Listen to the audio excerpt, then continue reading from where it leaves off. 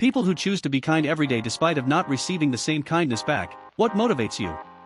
I just think you shouldn't make anyone else's life harder than it already is. Edit. I've been on Reddit 9 years and I've never had this much of a reaction to one of my comments. Thanks, y'all. To clarify, I am not a saint, there are exceptions, and my kindness does have limits. However, I usually try very hard to be nice to people because life sucks sometimes. I try not to reproduce behavior I don't like in other people. Makes me like myself more. I don't expect people to be kind back. Because I know how it feels when you're down and your day/week/month/year just fucking sucks. And if there's a chance I can make just one person who feels like that have a better day and feel good for a bit, then it's worth it. Get it. So I've never actually seen a full episode of Friends and had no idea I was close to the theme song. Took me a bit to figure out why so many people were saying I'll be there for you lol, but thanks for making me aware of that. Because I could be the other person.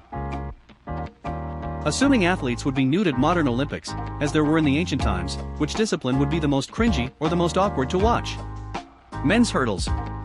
Probably best to just cancel the Winter Olympics entirely. Fencing. Anything in the Winter Olympics. God gave man a brain and a penis. And only enough blood to run one at a time. Robin Williams. What are some real-life examples of this? The fact that autoerotic asphyxiation is a thing, and that multiple people have died from it. Girl behind the register started flirting with me. Blue screen so hard I paid for my groceries but forgot to take them with me, didn't realize until hours later. I was living in a house share with a couple of mates back in uni and my door was right next to the front door. While my mates were out, my girlfriend came over and decided to surprise me with a blowjob while I was gaming. A few minutes into it we hear the keys in the front door and realized she'd left my bedroom door wide open. In a sudden panic and a very blood-deprived brain, I picked up a textbook and hurled it at the door. My aim was, in my mind, the book would hit the door and close it. This did not happen, it merely made a very loud bang. My girlfriend stops and stares at me like I'm a moron, and my housemates come into my room to see what the noise was. It was like the time I hired that Bangkok prostitute to do my taxes while I fucked my accountant. John McAfee. Overthinking during foreplay and losing an erection.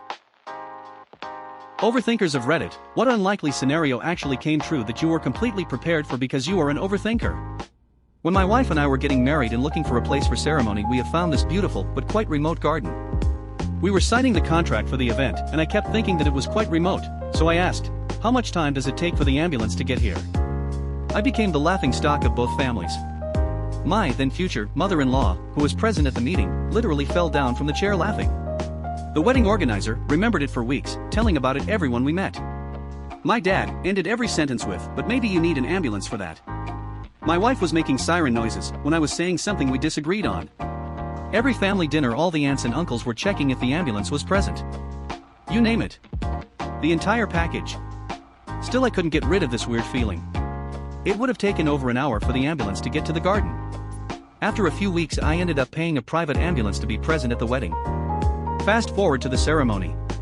As my wife literally walks down the aisle, at the back of the garden I see 2 paramedics running with a stretcher, and my dad squeezing my hand whispering, "That's not of your goddamn business, let them to take care of it." What happened was that one of our older guests got a heart attack and almost died at ceremony. Was saved by the private ambulance. Ever since then, when my wife tells me that I'm overthinking, I just do the siren noise. Edit. Well, thanks for the awards everybody, glad you liked the story. I promise you that I was tired of winning after that. They never heard the end of it, but all the laughs were in good spirit. I apologized to the guy's kids for ruining their inheritance plans, and he was saying that the service was so boring that he preferred to take his chances with the heart attack. So we had a few more laughs and trolling. Some of you are asking how much did the ambulance cost? I don't remember as it was many years ago, and I may not be from your country. But does it matter? Can one really put a price on the "I told you so" you can use anytime you want with your mother-in-law? I was once driving on the highway behind a car with a couple of kayaks strapped to the roof. My anxious brain kept saying, what if they fall off the car, Final Destination style? I tried to convince myself that it was an irrational fear, but the anxiety got the better of me, and I decided to change lanes and make some distance. About 30 seconds later, cue kayaks, they both slip off the roof and go rolling around the highway. Luckily no one was hurt, but man, that did not help my anxiety at all. Edit. To address some comments. 1. I figured I was overthinking since I don't know anyone else who gets nervous or avoids driving behind cars with loads, but I see now that maybe my behavior wasn't so weird. 2. Apparently a lot of you have seen falling kayaks on the highway. I don't think this is the same exact incident as any of the ones you guys have described. 3. From comments about how to properly tie down a kayak, I think these were not properly secured, I don't think they were tied to the bumpers. injuring my dominant hand. As a kid I had an irrational fear of having it chopped off. I spent all of grade 6 teaching myself to write and do things with my left hand. I made a conscious effort to remain as ambidextrous as possible. As an adult I broke a few fingers on my dominant hand, but it wasn't a big issue because I could do most things equally with my left hand. Anticlimactic, but it was useful. LOL. Edit. Thanks for the rewards, folks. Edit 2, spelling. In college on occasion upperclassmen would randomly steal the underclassmen towels from the shower stalls, and then lock their room doors, so they had to go to the RA bar asked. I had the idea to stash a towel in the drop ceiling tiles for just that event.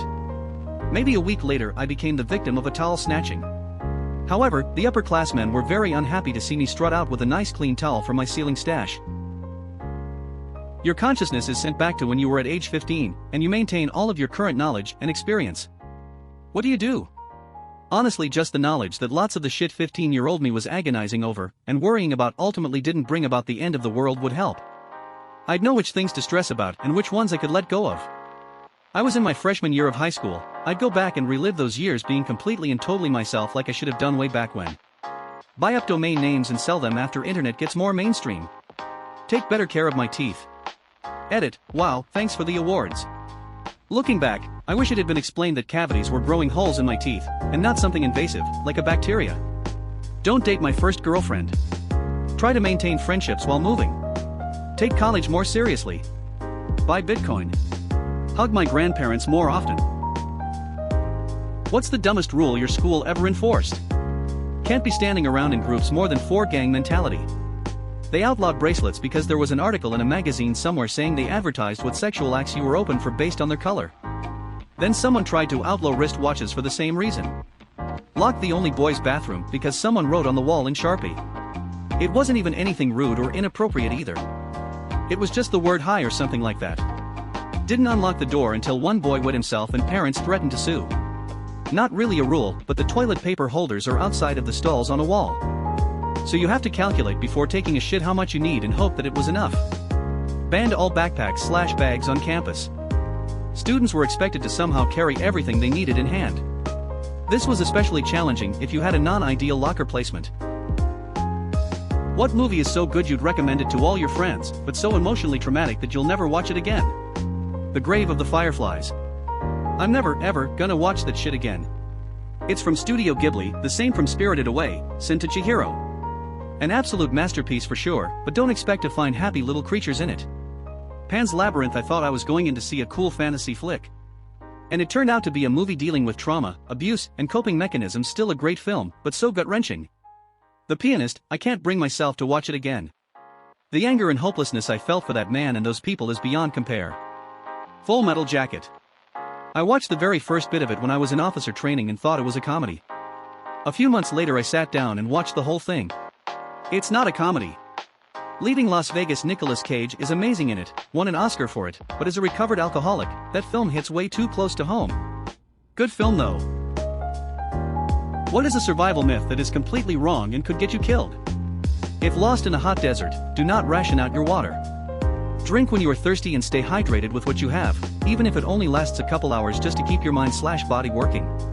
Lost hikers have been found dead with plenty of water by their sides because they tried to ration it, became dehydrated without realizing it, and eventually died.